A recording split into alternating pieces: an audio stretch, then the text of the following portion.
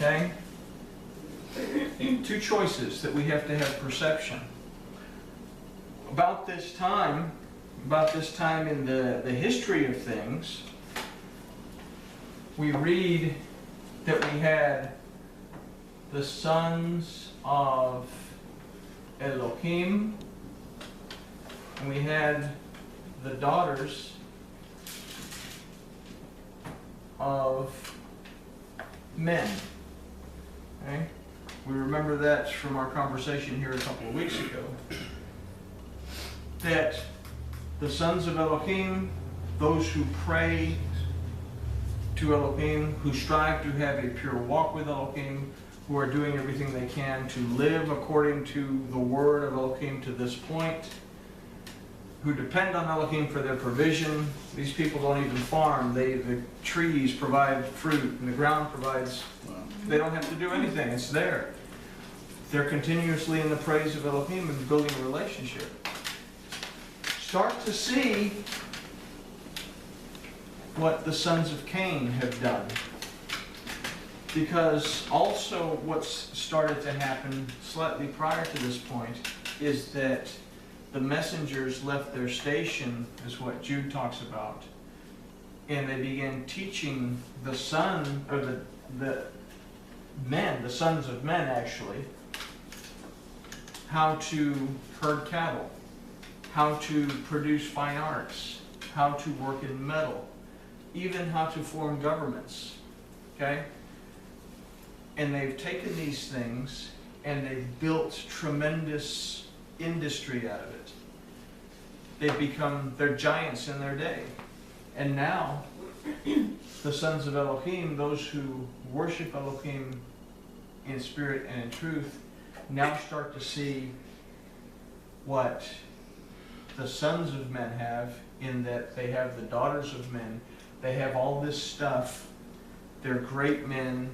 And now there's a draw to start to pull away. Yeshua said that in the days before the flood, they were marrying and they were being given in marriage. And it's the same thing in this, is that they were marrying, they were given in marriage.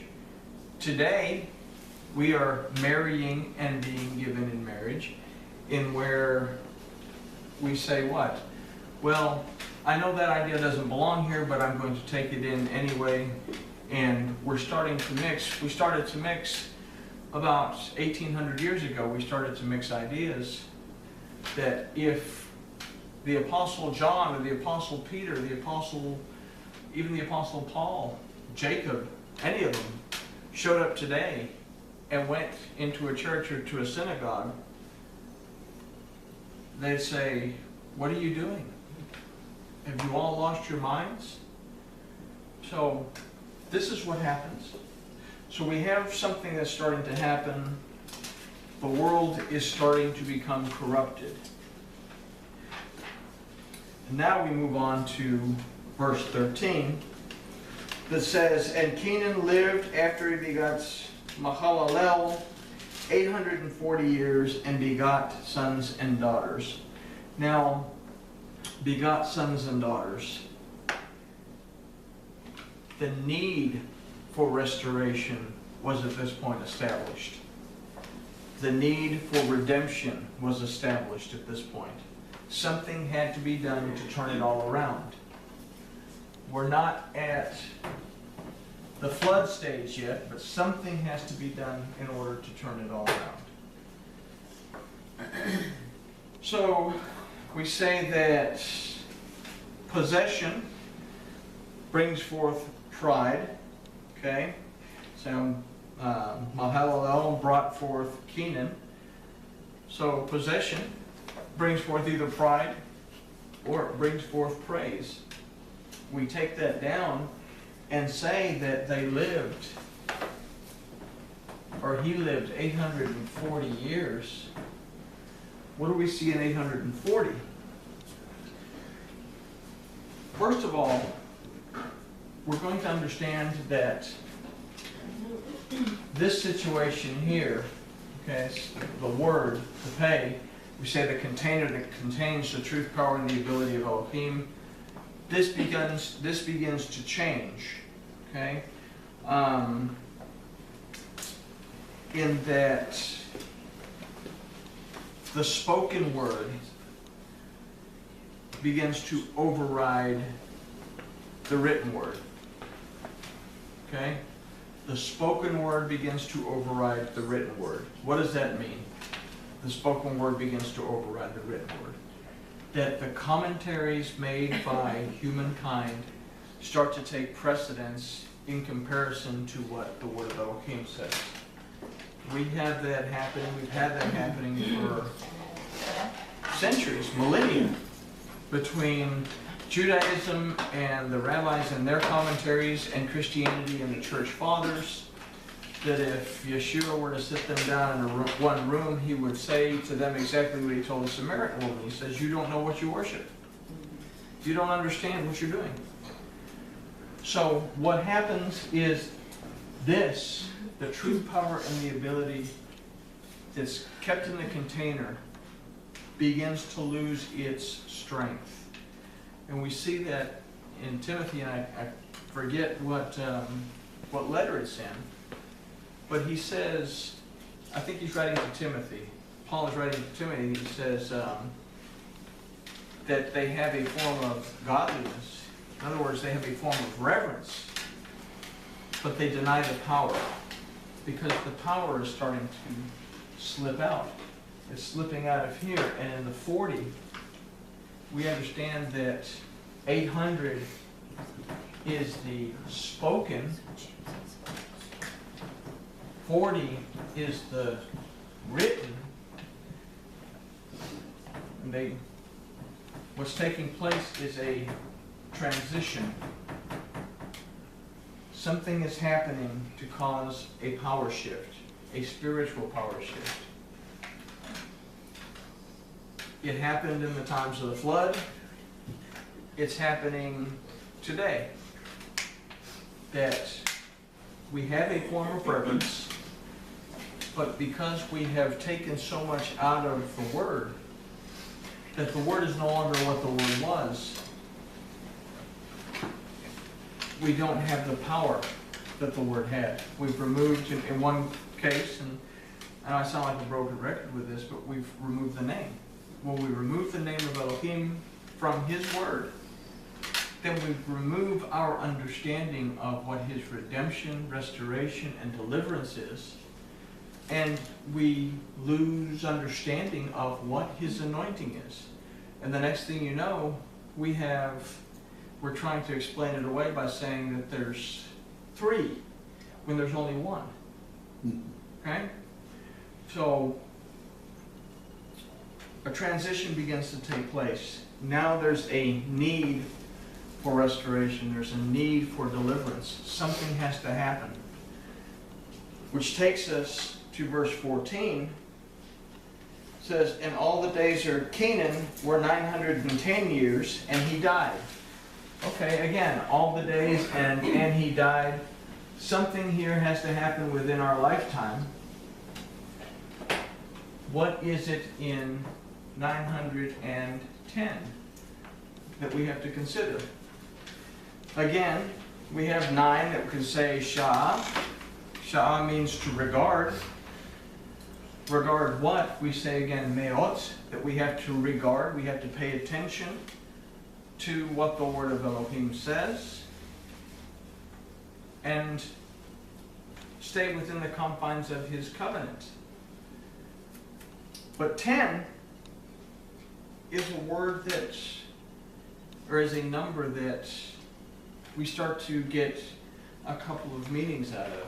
10, the root of 10 is ashar, which again means to grow rich, but it's also the numerical value of Yod, which means the truth, power, and ability of Elohim. question is, which one of these is going to bring down 900, which one of these is going to bring righteousness to me? To grow rich physically isn't going to do a whole lot for me. Now, to grow rich spiritually will help me. But in order to grow rich spiritually, what do I need? I need the truth, power, and the ability of Elohim. But what we've just read in the last verse is that is starting to eke out. That's starting to slip away. Something is going to happen in order to get that fixed. Okay? So we go on to verse 15, and we read, and Mahalalel lived 65 years and begot Jared. Mahalalel lived 65 years and begot Jared.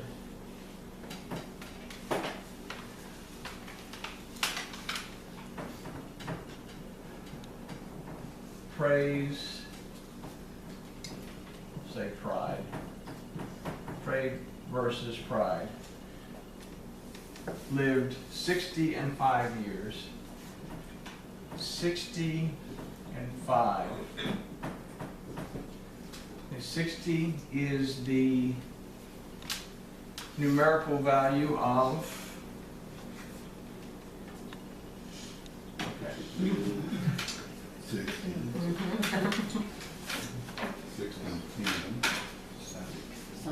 Numerical value of stomach. That's a terrible looking stomach, but it's the numerical value of stomach. Stomach means what? It means to surround. It means to surround. It means to stabilize.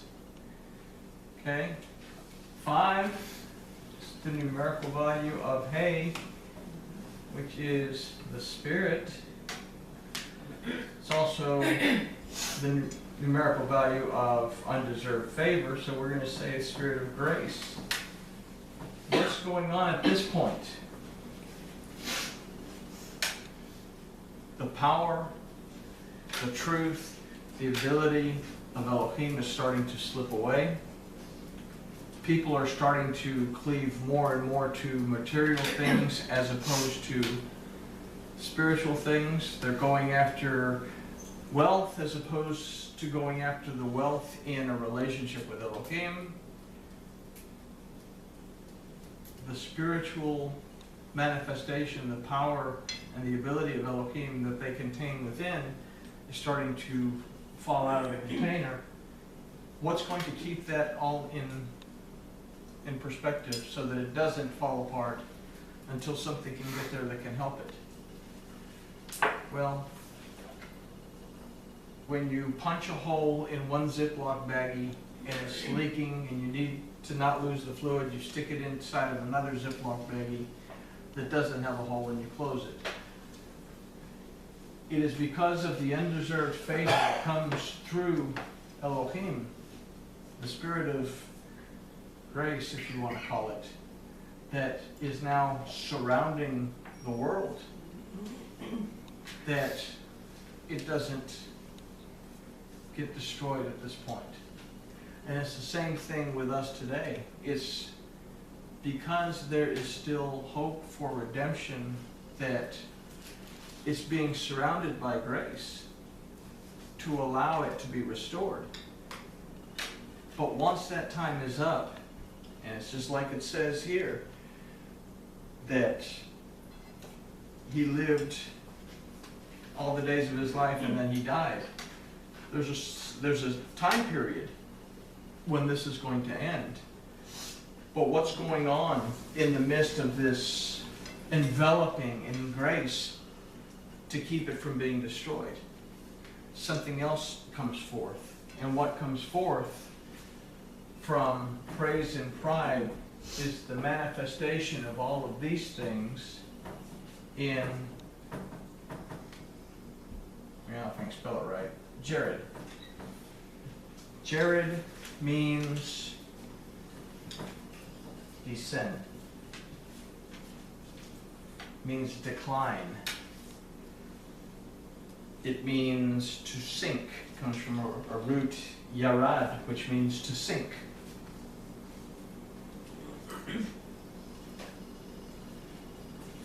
We've been encapsulated by grace. The world at this point was encapsulated by grace because it was starting to sink. And they say that during the time of Jared is when things got really, really bad. Things started to really, really fall apart at this period of time. Elohim encapsulated it. He put his covering of grace upon it so as not to destroy it. There's two reasons behind it. One of the reasons behind it, we'll talk about next time, is that Jared brought forth Enoch. And Enoch means dedicated. But when we talk about Enoch's life, we'll understand that he walked with Elohim to the point that Elohim instructed him as to how to teach this world that was falling apart how to get back in line. And that for a little while he actually got it back together and got it back in line. And if we read some of the extra canonical books, like the book of Yasher, that's mentioned in the book of Joshua and it's mentioned in Samuel, is that he actually turned things around and he got humankind back in line with Elohim. And he was actually able to combine the thoughts of industry and the thoughts of spirituality together to where they functioned together and everything was done in one accord, kind of like we read about in Acts. So we'll talk about Enoch next week, but we see how spiritual versus material will start to pull people away from their walk, because what it does is it puts them full circle back in here, and you're trying to keep up with the Joneses again, and you're struggling again with material things as opposed to believing and receiving the word and walking and seeking Elohim in spirit and in truth. Okie dokie. Anybody have any questions? Say, I'll have a handout for this Friday. There'll be more handouts for this very thing on Tuesday. I went to print and I didn't have any ink.